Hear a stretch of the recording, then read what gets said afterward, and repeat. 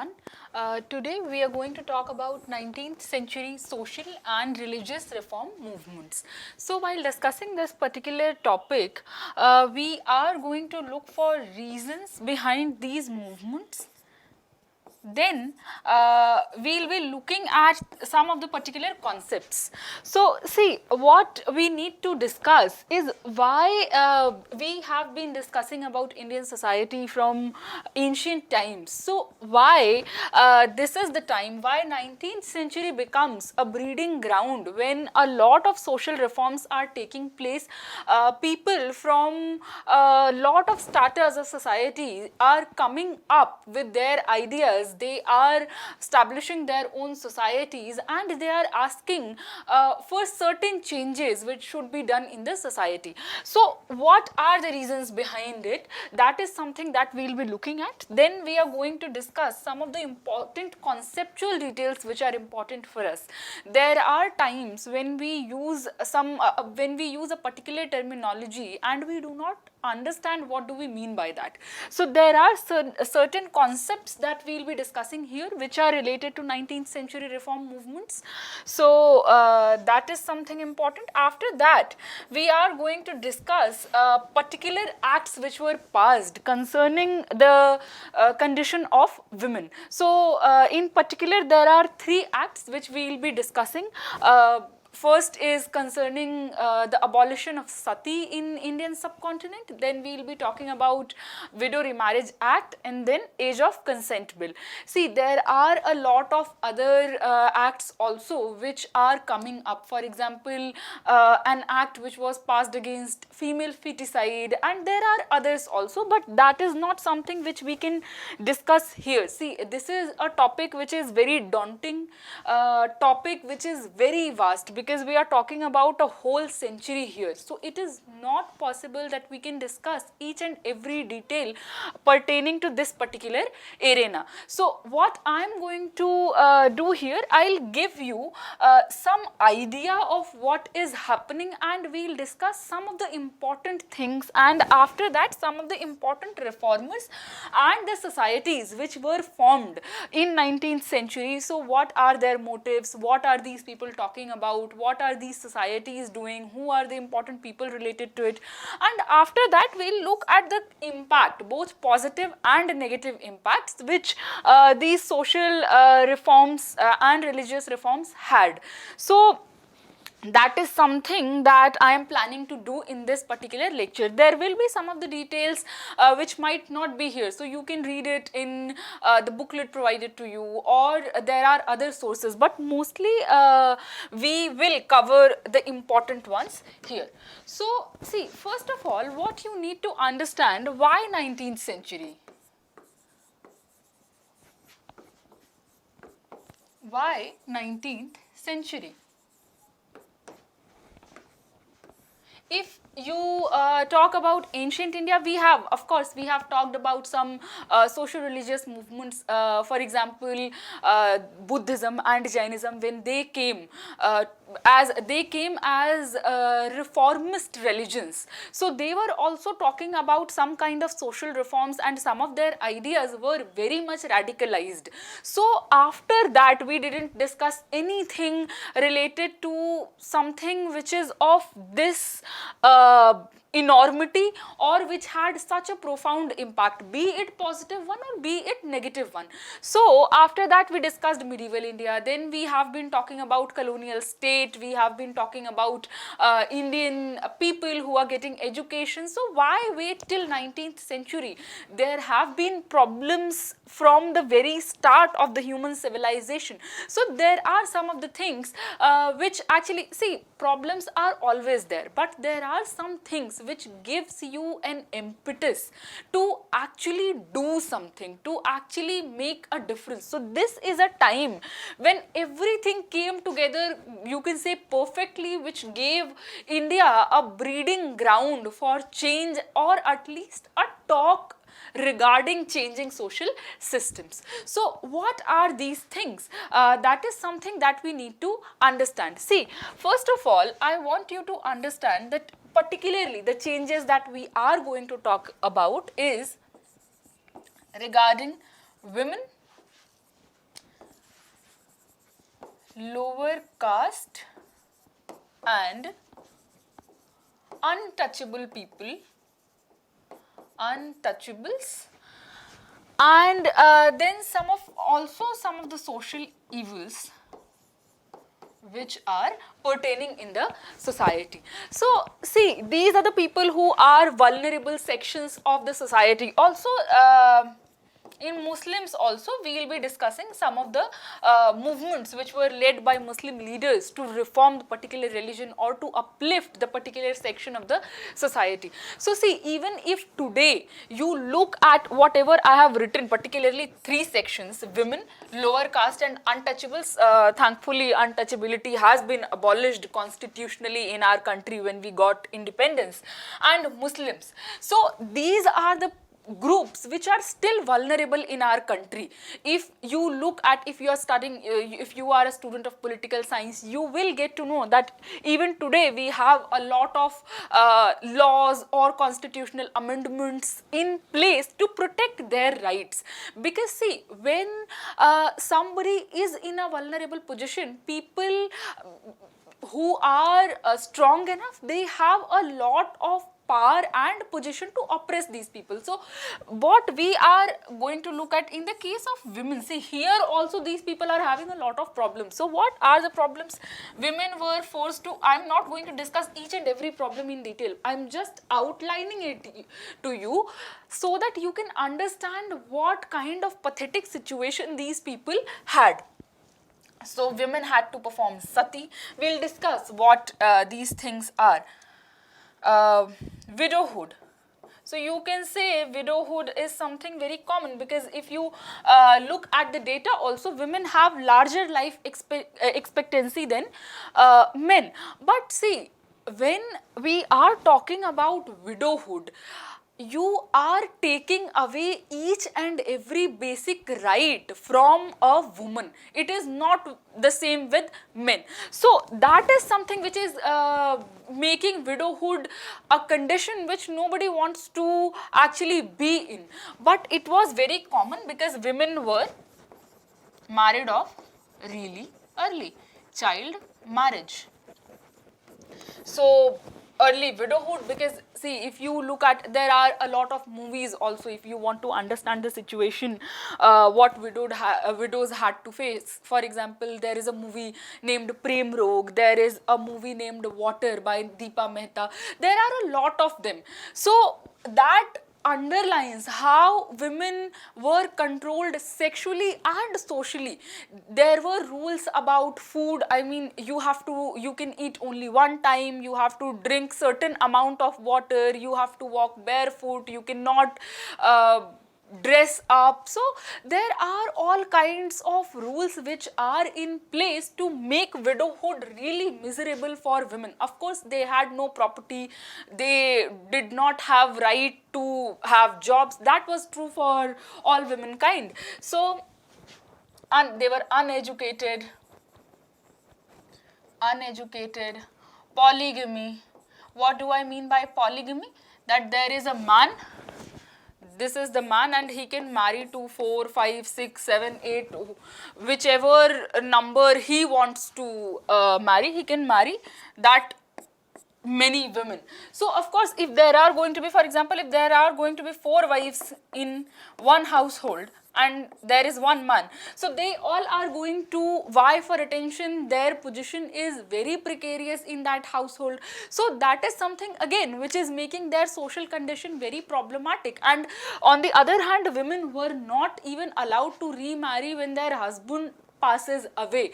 So polygamy is also a situation which is making their life really miserable. So these are all the problems which are there. On top of that, they have to stay in the boundaries of their household only. So this will make their condition more pathetic. Now, when we are coming to lower caste people and untouchables, this is something which even you can see today in rural areas in India. Though there have been constitutional amendments, there have been constitutional rights granted to people who belong to lower caste, but what you will see that these people are still treated poorly as, and mostly in a very inhuman way. So there are households till now in India where you will see that these people are, uh, I mean, people from our own households. I mean, I'm not saying that from your household or my household, but this is the larger reality that people from different households, what they are doing, that they'll keep different utensils from people who will belong to different castes, especially the lower caste people. At this particular time, they were not even allowed to mingle with people from other castes. So if you want to get education, for women, the condition was definitely very problematic. They did not even have access to educational institutions. But men from lower caste, even their condition was very problematic. You cannot sit in the same class with other people. You cannot get education. So you must have read or heard stories about people like Bhimrao Ambedkar. So these people, or there are others also. So these are the people who were not even allowed to mingle with other people. So even if they are somehow making it to the educational institutes, they are not allowed to sit there, they are not allowed to drink from the well of the school. So especially they are not allowed to go to the temples, they cannot use the same well. So there are a lot of stories also which have been written. For example, if you might have read Prem Chandra's Thakur Ka Kuan. There are a lot of stories from that time, and if you look at this particular time, people from this community do not have a lot of representation in literary culture. Of course, because they did not have means to get education and to represent themselves. So these people are also in a very pathetic condition, which will gradually change because of the movements that will be started by this particular time, by this particular century, which we are going to discuss. When we come to Muslims, also there is lot of backwardness. There are four schools of thoughts. So what is happening, that these people are going to constantly fight with each other. There is no spread of education amongst Muslims. So all kinds of social evils are also existing in Muslim community.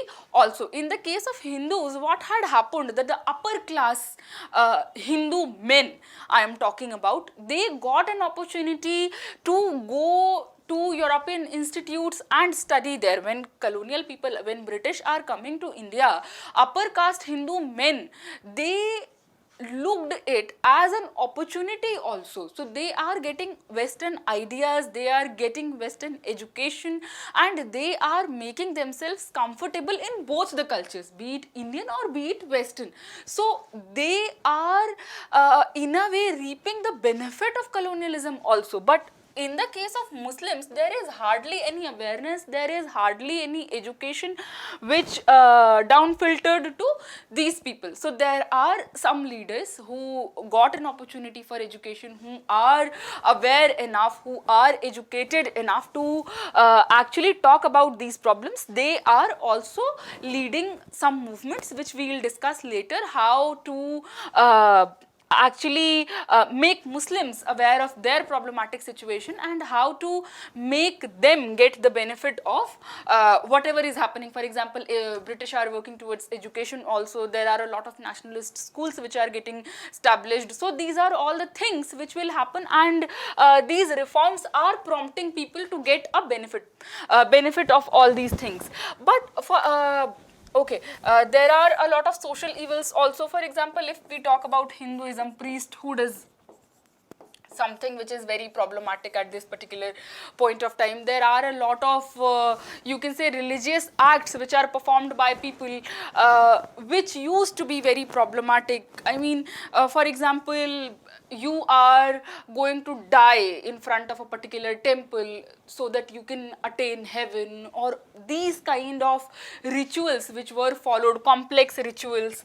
So these are the things which were making people's lives in a way miserable, but since they are sanctioned by the priestly class, people will follow it. For example, even today, if you look at our homes, I'm talking about Hindu households here particularly. So what happens if a Brahmin is coming to our house, if a Pandit is coming to our house and he is saying, okay, I'm looking at your situation, so these and these problems are there in your particular kundali, or your Grah Dasha and all these things which are there. So if he or she, there is really a dearth of women priests, but mostly if he is saying that okay, these and these are problems, we promptly believe him and we do a lot of rituals to make our situation less problematic. So when we are talking about 19th century, the situation was much more complex. The problem was much more grave because there was a lack of education, there was a lack of modern thinking. So all these things are already there. So these are the problems which are there. These problems have always been there. These problems have emerged out of a historical process. It is not that in 19th century these problems have suddenly appeared. So these are the problems that you understand. The particular classes which we will be focusing upon are women, lower caste people, untouchables and Muslims. These were the people whose condition were very problematic at the point of time. So these are the problems. Why 19th century? The question still remains. These are the problems that we have discussed. Why 19th century? So in 19th century, there are few changes which are taking place. See, first of all, you need to understand that Western education,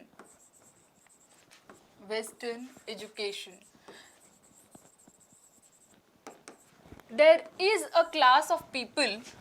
See, these two things are here which go hand in hand. When British people are colonizing India, we have seen in administrative reforms that in 1833, the Charter Act of 1833, first of all, it compelled the British government in India to spend 1 lakh rupees annually on Indian people's education. That is something very important. So, education of Indian people. When we are talking about education, what kind of education are we talking about? This is something which was a matter of debate. Should we talk about Western education? Should we talk about the traditional education system which was prevailing in India? So all these things are there, but what is changing for sure? Sometimes the curriculum is a blend of traditional and modern ideas. What is changing for sure is the way in which education is imparted. So coming off Western education, though I am not talking about curriculum, I am talking about the way education was being imparted. I mean, you will not discriminate on the basis of caste, you will not discriminate on the basis of gender. So all these schools which will be opened up, they will also be opened up for lower caste people, for women, which was not the reality earlier. So this is something which is changing the situation a lot. So a collective consciousness, that is something which will also develop. So this is something which you need to keep in mind. Now when colonialism is coming up, see, we have discussed the Mughal era. What we looked there are certain class of people who are getting educated. Okay, let me take you back a little more backward. When we were discussing ancient India, what we looked at most importantly, Sanskrit. Sanskrit was the language, official language. So there will be a certain class of people, mostly from influential class, mostly people who are having a lot of resources. They will get their education in Sanskrit and they'll try to be in the administration. Mostly the way we are doing it today. So there is a large number of students in India who want to clear civil services. Why? Because it is a prestigious job. It gives you an opportunity to become an administrator. So people who want to be in power, they'll aspire for this particular position. The same situation was in ancient and medieval India also. So what is happening? Sanskrit is the language, so these people will try to get education in Sanskrit. Then Turks will come, then Mughals will come. So by the medieval era, what is happening? Persian is becoming the official language. So these people, they are I am talking about upper caste Hindu people here. So what will happen? These people only, they'll start getting education in Persian. So that they can become fluent in the official language of administration. So the same thing will happen when British will come. See, you have the resources, so you can spend it to make yourself more qualified for the position. Now, these will be the very people who are having the control of resources, who have enough opportunities so that they can make themselves more qualified for the administrative purpose. So there is a class, middle class. Mostly these people belong to upper caste. You will see that most of these people belong to Brahmin caste. I am not talking about Dalit movements here, but the other movements were mostly led by upper caste Hindu men. So, upper caste, which is a problem, we will discuss it later, Hindu men. So, this is a class which is getting education in English, who is getting an exposure to Western ideas. Exposure, we call them Bhadra Loka. They are Bengali folks, Bhadra Loka, middle class intelligentsia. So, exposure to Western ideas. When I say Western ideas, what do I mean? See, this is also a time when there are a lot of ideas springing up in Europe, in US. So the idea of, for example, I do not know how much you are aware of the world history, but here what I want to tell you that in 1789, French Revolution took place. So without going into the details of French Revolution, what I want you to know that the idea of liberty, equality, fraternity, these are the ideas which were being talked about. These are the Western ideas which these people, the middle class intelligentsia, who are getting an opportunity to get an education of Western kind, they are expounding these ideas. Initially they are understanding these ideas, then they will talk about these ideas when they come back to India. So this is something very important. See, here another thing I want you to know, or let us just wait. First understand this. So these people are getting exposure to these Western ideas of equality, of liberty, and when you will look at this situation, you will definitely say that there is the lack of these ideas, the idea of liberty, the idea of equality. When you are saying that you cannot drink from the same well, when you are saying that you cannot cross the boundaries of your household.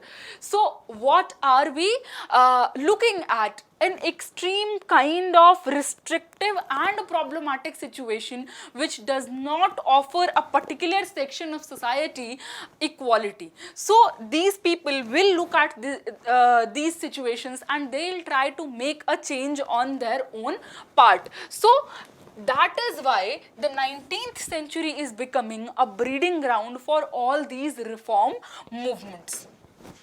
So this is something which is important for you to understand. First, emergence of a middle class intelligentsia which is exposed towards Western ideas of liberty, equality, fraternity, these things. Then colonial intervention. This is something which is also important for you to understand. It is not just in the case of education. Colonial intervention. See, when British people are coming here, intervention, they are also facing intervention. If you remember, we have discussed it in a large detail that these people initially came here as commercial entity and later they are transforming themselves into a territorial entity. So when these people are here as commercial entity, what will happen? So they are looking at all these situations in what a question which might be there in your mind: why 19th century? Why are British interfering in the social problems of India in 19th century? They are here much earlier. So this is a question which we are going to answer here. Why 19th century? In middle class intelligentsia, you have understood why 19th century, but in the case of British people, here I am going to tell you why 19th century. Initially, they are here as commercial power. Commercial power. So when they are here as commercial power, their situation is precarious. In a precarious situation. In a precarious situation. So even when they started transforming themselves into a territorial power, they had not established themselves very strongly in Indian subcontinent. So what will happen when you are interfering in a society, the society, Indian society, which is anyway alien for them? It had its own customs. So it had its own customs. What will happen when somebody from outside, they are customs, when somebody from outside, they are coming here, they are colonizing you. First of all, they are taking away your wealth, they are dominating you politically. On top of that, if these people are going to interfere in social and religious customs of Indian people, these people are definitely going to be offended, heavily offended, because there are a lot of problems, a lot of grievances anyway. So a society is very much protective of its social and religious customs by nature. It is historical. So what will happen? British will think that it would be practical of us not to interfere in Indian people's social and religious customs. So initially what you will see, when we have discussed army also, you must have noticed that initially these people followed the caste rules of Indian people. They made regiments on caste basis. So this is something that was their idea initially. Now when we are coming to 19th century,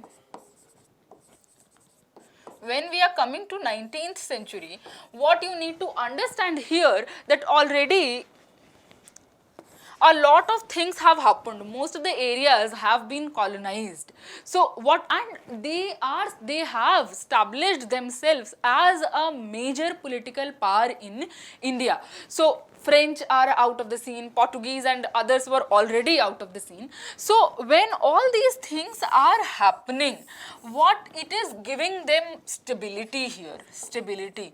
They have formed their government and now they have the liberty to interfere. So initially what Hastings was doing, he was trying to stay away from Indian social and religious customs in a way that we are not going to interfere with them, we do not understand their customs and we should not interfere in it. Now what will happen, these people, the people, when especially Bentinck is coming, there is a kind of stability already there in the political system. They are very much confident of their political position in Indian subcontinent and now they can afford to interfere. what is also happening, pressure from Indian intelligentsia is also there. Pressure from these Bhadralok people, which we have discussed. See, why these people are pressurizing British government to come up with a law, because it is something very important to understand whenever we talk about change. See, these are the problems that these people are vying to change. This is something that is there. But when we want certain kind of change, there are primarily two ways of changing it. First, change one would be by law and one will be by education, educating and informing the particular population. But this is something which happens gradually. You cannot suddenly expect the whole society to change. It takes a lot of time, probably decades or centuries, to change social perception or regarding a particular phenomenon. But by law you can make instant change. By law you can make instant change, and both these things should go hand in hand. For example, a very common example from our age, for example, here women's safety is a very problematic issue in our country. So what happens if there is no law? For example, I am a woman and I am walking by the road. I cannot change the society's perception towards me or towards any other woman. So if I expect that people are going to change their behavior automatically, because there is some kind of, now there is awareness about women's security, safety and equality. So if I expect that if I am walking by the road, nobody is going to pass a problematic comment on me or nobody is going to harass me, that is something impractical, because the society is not going to change in a day. So what happens if something like this happens to me? I'll instantly think of going to thanas, police station, going to law bodies. That is something which will only be possible if there is a law against sexual harassment or against rape. So this is something which should be there. You will expect that there should be a law. So if something of this kind happens, I can go to the authorities. Side by side, what is also important, that we do educate our society, we make our society aware that these are the problems we need to tackle and these are particular steps which should be taken. So this is the reason why the middle class intelligentsia is forcing the British government to come up with a law. For example, if there are certain people who are saying that this woman is now widow and we need to burn her. Her husband has died and now we are going to burn her. So what will you do? You cannot just go there and you start educating the people that see sati is a wrong custom and it is very problematic for women, it is very detrimental for their situation, so you should not burn her. That is something which would be ridiculous at that point of time when something like this is happening, because people are definitely not going to listen to you. If they had to listen to you, they would not have done it in the first place. So at that time, what you need lawful intervention. So if there is a law, what I can do or what you can do, you can just go to the place with a police officer and stop the whole scene from happening, because it is not legal by law. So this is something which prompted these people to pressurize the British government to actually make changes in the prevailing law. And there would be, we are going to discuss three important acts which were passed by the British government, which did make consequential changes. So this is something which is important for you to understand. Now what has also happened, see, these people are also pressurizing the British government, and now the British government is also in the position to enact these laws. This is something which is important for you to understand here. So these are the reasons why 19th century. So one question we have answered.